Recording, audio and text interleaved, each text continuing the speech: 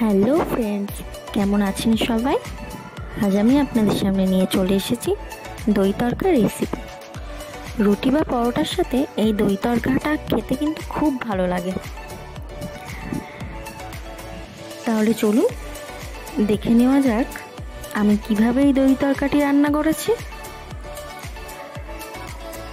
প্রথমেই গ্যাসের মধ্যে আমি একটি কড়াই বসিয়ে নিয়েছি। কড়াইয়ের মধ্যে আমি সাদা তেল দিয়ে নিচ্ছি। তেলটা খুব ভালোভাবে গরম হয়ে যাওয়ার পরে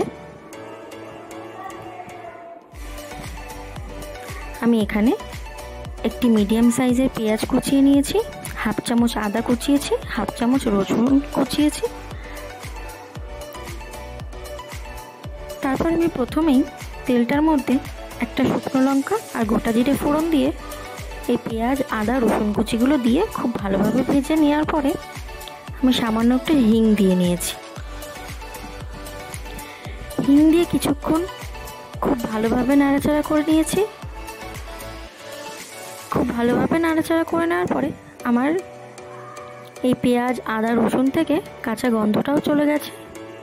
এরপর আমি এখানে 1 চামচ হলুদ গুঁড়ো দিয়ে নিয়েছি, হাফ চামচ লঙ্কা গুঁড়ো আর হাফ চামচ ধনে গুঁড়ো আর স্বাদ মতো লবণ দিয়ে নিয়েছি।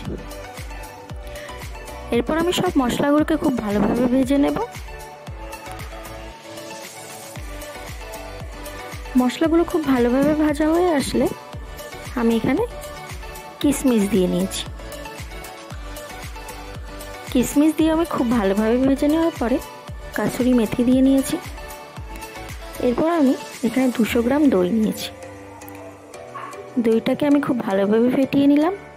এরপর আমি মশলাটার মধ্যে ধনেপাতা কুচিয়ে দিয়ে খুব ভালোভাবে ভেজে নিলাম।